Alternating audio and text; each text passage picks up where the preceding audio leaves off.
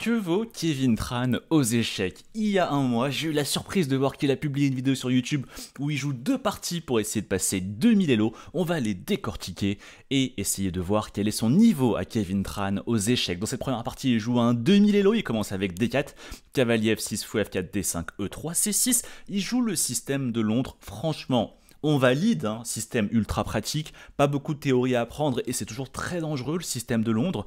Il joue assez bien le système, cavalier F3, cavalier E5, c'est des coups classiques avec KD2 et petit roc qui va arriver. Cavalier prend E5, fou prend E5, fou D6, F4, classique dans le système de Londres parce que comme ça, dès que l'adversaire prend, on peut prendre du pion F et ça ouvre la colonne F pour la tour. Là, ce qu'il fait, c'est très très bien. Petit roc KD2 et là après fou C7, c'est le premier moment de vérité. Là ici, Kevin joue un coup qui est pas mauvais, mais peut-être il y aurait eu mieux.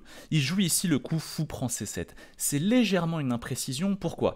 En fait, ici, on est vraiment sur le thème de la tension aux échecs. On dit qu'il y a une tension aux échecs dès que deux pièces peuvent s'échanger. Et en fait, ici, Kevin n'avait pas forcément intérêt à échanger en C7 parce que si on se met à la place des noirs, eux, ils vont jamais prendre le fou en E5. Pourquoi les noirs vont jamais prendre le fou en E5? Parce que s'ils le prennent, en fait, c'est grave à l'avantage de Kevin. Il va faire F prend E5. Ça va ouvrir la colonne pour sa tour. Le cavalier F6, qui est le défenseur du roi, va devoir partir. Et donc, après, il n'y aura plus personne pour défendre le roi en G8. Et donc, ici, c'est un petit peu par principe. Quand il y a une tension comme ça, si l'autre, il va jamais échanger, et ben vous, n'échangez pas. Parce que du coup, vous allez pouvoir décider de quand est-ce que vous voulez échanger à n'importe quel moment. Et donc, on maintient ici le doute chez l'adversaire. Là, fou prend C7, ça arrange un petit peu les noirs, mais c'est vraiment une imprécision pas très grave. Dame prend C7, petit roc, il met le roi en sécurité, C5, tour C1, C4, fou B1, KID7, dame H5, et la classique du système de Londres qu'on aime bien, on commence à attaquer le roi noir et menace dame prend H7. Bon bah là c'est une partie entre deux 2000 Elo, donc forcément ça se prend pas des maths en un. G6, dame H, G5, tour E8, cavalier F3, il essaye de ramener le cavalier, Kevin, dame D8, et là, franchement, il enchaîne plutôt des bons coups. Là, Kevin comprend que son avantage repose sur le fait qu'il va ici attaquer le roi noir. Et pour attaquer le roi noir, il a absolument besoin de garder les dames. Donc, dame H6, très bien. Il refuse l'échange de dames. Dame F6, piège G5, dame G7. Et encore une fois, il refuse l'échange de dames. Très bien. Ici, cavalier F8. Et franchement, on sent ici le joueur d'expérience parce qu'il fait quelque chose d'extrêmement thématique quand on va attaquer un roi adverse. Très souvent, on aimerait ramener les tours pour attaquer le roi adverse, mais le problème c'est que si on met les tours derrière nos pions, et ben nos tours elles sont bloquées par les propres pions, et donc finalement on fait passer la tour devant nos pions. On appelle ça le coulissage de tour, et ça va nous permettre du coup de pouvoir attaquer frontalement le roi adverse. Tour F3, bien joué, H6, cavalier H3, fou D7, tour G3, et voilà. Maintenant vous voyez, il a ce petit vis-à-vis avec la dame et le roi noir. Tour à C8, cavalier F2, encore une belle séquence ici.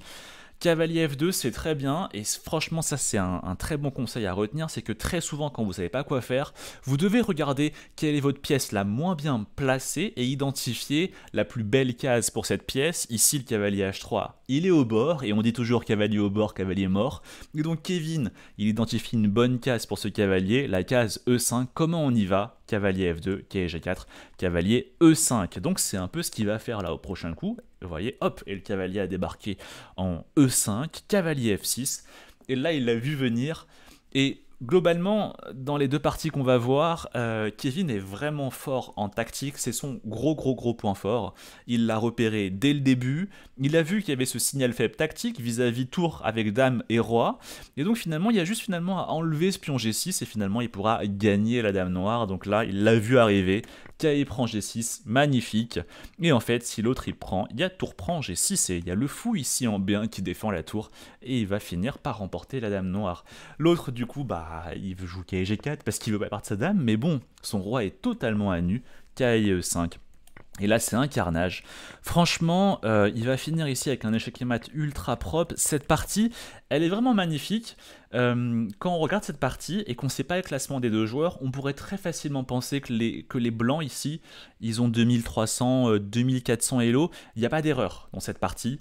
Donc, Est-ce que on lui laisse le bénéfice du doute? Est-ce qu'il est 2300-2400 potentiellement? On va voir la seconde partie pour répondre à cette question. Ça, c'est la partie fatidique, celle qui va potentiellement lui permettre de passer 2000 Elo.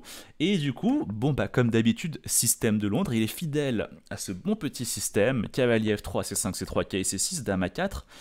Et ici, Dame B6, il attaque le pion B2, donc il revient en B3, ok, prise, échange de Dame, A6, cavalier E5. Et là, c'est le premier moment de vérité. Ici, Kevin joue un coup qui est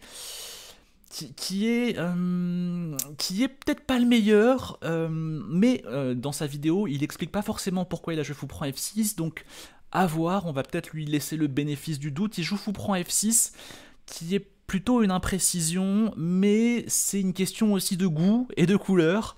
Alors, fou prend F6, peut-être qu'il s'est dit que sur fou prend F6, en fait, le fou défend plus le pion C5, et donc il peut faire D prend C5 qui gagne un pion. S'il s'est dit ça, super. Et donc peut-être qu'il s'est dit que ça forcerait les noirs à jouer G prend F6, ce qui doublerait les pions des noirs. Du coup, au final, ici, Kevin donne la paire de fous, ce qui est quand même un atout. Hein. On sait que la paire de fous dans ce genre de position, c'est plutôt un avantage. Mais en échange, il a réussi à doubler les pions des noirs. Donc c'est kiff-kiff. Personnellement, j'aurais pas fait ça parce que je préfère quand même avoir la paire de fous, mais ça se discute. Ok, donc G prend F6, et là, fou B5, échec. Et encore une fois, on voit que le gars est alerte tactiquement. Parce que fou B5, en fait, il vient profiter du fait que le pion A6 est cloué, il peut pas vraiment manger le fou, parce que sinon la tour en A8, elle est perdue. Donc voilà, encore une fois, ça confirme un petit peu que c'est un joueur tactique plutôt. Kevin Tran, fou D7, il échange, et maintenant, ici, il joue un coup qui est plutôt une erreur quand même. Il joue le coup F3. Et vous voyez la barre qui devient quand même assez noire. C'est une imprécision. Pourquoi? En soi, c'est pas un coup gravissime, ça remet pas en péril, on va dire, sa situation, mais c'est pas super logique. Pourquoi? Parce que, en fait, F3, on n'est pas bien sûr que ça va nous aider à l'avenir. La poussée E4, elle est plutôt incertaine, on a encore le roi qui est au centre, donc l'ouverture des lignes, ça peut être dangereux pour notre roi. Aussi, si on joue E4, le risque qu'on peut avoir, c'est potentiellement que les échanges qui vont avoir lieu, ils sont peut-être pas forcément à notre avantage. Regardez, peut-être que nos pions vont devenir extrêmement faibles. Donc F3, c'est pas vraiment sûr que ça va aider à jouer E4. Et finalement, ça peut pas trop aider non plus à jouer G4, donc on sait pas trop finalement à quoi ça sert F3. Et dans le doute, quand il y a un coup, on sait pas trop si ça va servir, il vaut mieux jouer un coup qui est multifonction. Et en général, c'est quoi les coups multifonctions? C'est ceux qui développent nos pièces. Parce que, en général, peu importe ce qui va se passer à l'avenir, avoir des pièces développées, ce sera toujours quelque chose d'intéressant. Et donc, moi j'aurais plutôt joué KD2. KD2 parce que c'est sûr que peu importe le scénario à l'avenir, un cavalier en D2, ce sera toujours plus utile qu'un cavalier en B1. Et en fait, un pion en F3, c'est pas sûr que ce soit toujours meilleur qu'un pion en F2 en fonction du scénario qu'on va avoir à l'avenir. Donc j'aurais plutôt dans le doute jouer KD2, je trouve le coup le plus flexible et le coup le plus utile, peu importe comment va évaluer la situation. Évolue la situation.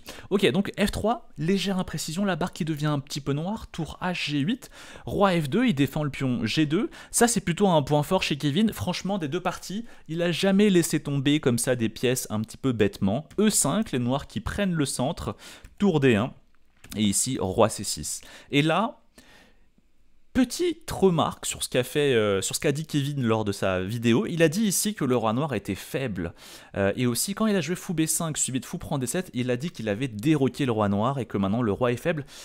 Ça se discute parce que en fait un roi il est faible en plein milieu de l'échiquier, notamment quand les dames sont présentes. Mais quand les dames sont échangées, et notamment quand il y a encore d'autres pièces qui sont échangées, ici c'est le cas, vous voyez, on a aussi échangé une paire de pièces mineures, c'est beaucoup moins sûr qu'un roi au centre soit en danger. Et même, c'est souvent même plutôt l'inverse, parce qu'en finale, on doit très souvent centraliser le roi, parce que le bénéfice qu'apporte un roi actif, c'est beaucoup plus intéressant, et c'est que le risque qu'il a de se faire mater. Donc en fait ici, le roi en C6, c'est pas sûr qu'il soit en danger. En réalité, c'est peut-être un gros atout chez les noirs, parce qu'il est centralisé en finale. Il joue ici cavalier A3 pour développer ses pièces, et tour A, D1 qui est joué. Et ici, Kevin joue un coup qui est une grosse erreur stratégique, et je pense que c'est probablement lié peut-être au fait qu'il a fait un mauvais diagnostic stratégique. Peut-être que Kevin s'est dit, ok, le roi noir, il est au centre de l'échiquier, il est faible, il est déroqué, et donc je vais ouvrir les lignes. Parce que pour attaquer un roi, il faut lui ouvrir les lignes, et comme ça on pourra plus facilement l'attaquer. C'est peut-être pour ça ici qu'il a joué D prend E5, en se disant je vais ouvrir les lignes sur le roi noir. Mais en fait le diagnostic est mauvais. Le roi n'est pas vraiment en danger, parce qu'on n'a plus les dames, et on a échangé une paire de pièces mineures. Donc le roi, on va difficilement pouvoir l'attaquer. Ici, il reste principalement les inconvénients de D prend E5, et c'est pour ça que la barre devient pas mal noire après D prend E5. En fait, au niveau de différents éléments stratégiques, c'est une erreur, parce que ici, finalement quand on joue D prend E5, F prend E5, qu'est-ce qui se passe? On fait disparaître le pion D4 en échange du pion F6. Et donc finalement, on fait quand même disparaître un pion central chez nous qui a beaucoup de valeur contre un pion de l'aile qui, lui, est beaucoup moins fort. Et donc c'est plutôt à l'avantage des noirs. Aussi, au niveau de la structure de pions, ici on a beaucoup aidé les noirs, parce que les pions noirs en F étaient doublés, et donc finalement ici il est dédouble. Et enfin, ici on a un déséquilibre matériel où les blancs ont un cavalier et les noirs ont un fou. Et en fait, du coup, quand nous on a le cavalier, on va plutôt chercher à fermer la position. A l'inverse, quand on a le fou, on va plutôt chercher à ouvrir la position. Parce que le fou excelle dans les positions ouvertes. Et finalement, quand il joue D prend E5, eh ben, il ouvre davantage la position. Et ça, c'est énormément au bénéfice du fou et au détriment du cavalier. Donc finalement, grosse erreur stratégique ici, mais encore, ça va. Rien de grave, la position reste solide. Tour AC1, B6, cavalier C2, F5, et ici, encore une fois, je sais pas, c'est une hypothèse, mais ici il va commettre une grosse erreur stratégique, et je pense que c'est encore une fois lié au fait qu'il a fait le mauvais bilan stratégique potentiellement.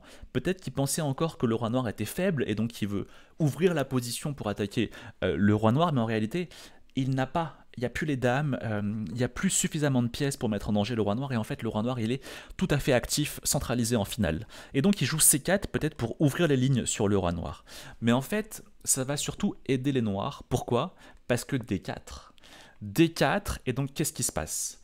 Auparavant, les noirs, ils avaient déjà tout le centre, 2 pions dans le carré magique, mais après C4, bah maintenant il y a D4, et finalement, le pion, il est en 5e rangée, hein, d'un point de vue des noirs, et donc les noirs ont encore plus d'espace qu'auparavant, et surtout, on a ici la création d'un pion passé, et d'un pion passé protégé. Ça, c'est un énorme atout en finale, parce que c'est un pion qui potentiellement peut très facilement aller à dame. Et aussi, l'autre problème, hein, c'est que cette diagonale ici devient extrêmement faible, et il y a fou G5 qui va arriver et commencer à taper sur cette diagonale, position qui est extrêmement désagréable.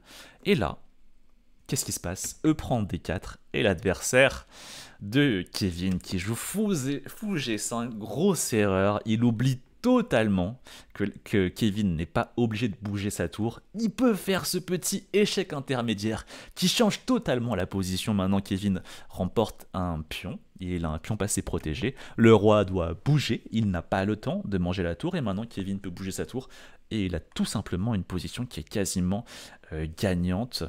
Et là, qu'est-ce qui se passe? C'est marrant, hein, parce qu'on voit encore une fois que c'est par la tactique hein, que Kevin s'en sort et arrive à avoir une position gagnante. Franchement, là, la séquence qui suit, il la joue vachement bien, très solide. Voilà, il consolide, il améliore ses pièces, il défend B2, il échange les tours. Franchement, c'est assez propre ce qu'il fait. Et finalement, il rentre dans cette finale de tour, il repère encore une fois un joli motif tactique, il attaque le roi et après il arrive à faire cette double attaque pour gagner le pion C5. Magique, très bien, technique très très propre, je valide totalement. Et il transpose dans cette finale de tour gagnante, magnifique, jusqu'à une petite catastrophe. Mais franchement, on peut pas vraiment lui en vouloir parce que comme on l'a vu dans la vidéo, il avait plus vraiment beaucoup de temps, donc ça peut se comprendre. C'est pas vraiment lié aux échecs, là c'est plus lié au manque de temps, mais c'est quand même assez marrant à voir et c'est un thème qui est assez présent en finale. Ici il fait une légère imprécision, la position qui est totalement gagnante, hein. Il peut d'abord peut-être ramener sa tour, défendre ici, ensuite ramener le roi, petit à petit pousser ses pions et il fait le coup Hachette, qui est une grosse imprécision. Vous voyez la barre qui devient tout à fait noire et blanche, ses positions égales maintenant. Mais bon, on peut pas lui en vouloir hein, parce qu'il manquait de temps, et en fait, après Roi H8, c'est égal. C'est égal, pourquoi? Bah parce qu'en fait, il y a le thème du pat. En fait, regardez, le roi, il a plus aucun coup ou aucune case où aller. S'il va là, c'est défendu par le pion. S'il va là, c'est défendu par la tour. Et en fait, si la tour s'en va, bah le pion, on va le manger. Et si on essaye de tranquillement continuer avec roi H6 pour ensuite faire tour D8 échec et mat, là, il y a le magnifique thème de la tour folle. Tour B6 échec, G6. Tour prend G6. Et après roi prend G6, c'est patte. Donc c'est juste pour ça qu'il ne fallait pas jouer H7. Mais avec le manque de temps, ça se comprend. Franchement, globalement, que dire du niveau de Kevin Tran? Franchement, c'est très propre. Il vaut largement ses 2000 Elo. On voit clairement que c'est un joueur qui est plutôt fort en tactique. Et je pense que pour aller chercher les 2100, les 2200 Elo, voire les 2300 Elo, il lui faut juste ce petit bond en stratégie. Je pense largement qu'il peut le faire. Et après, ça va facilement directement aller taper du 2200 Elo. Mais franchement, impressionnant parce que quand on est déjà 2000 Elo sur Chesscom, c'est déjà le signe, je crois, qu'on fait partie, il me semble, du top 5% ou peut-être 2% ou peut-être 1% des meilleurs joueurs. Donc bravo à lui. En tout cas, c'était un plaisir de voir Kevin Tran faire une vidéo sur les échecs. J'espère qu'il en fera d'autres. Et nous, on se retrouve bientôt pour de nouvelles vidéos. Ciao, ciao.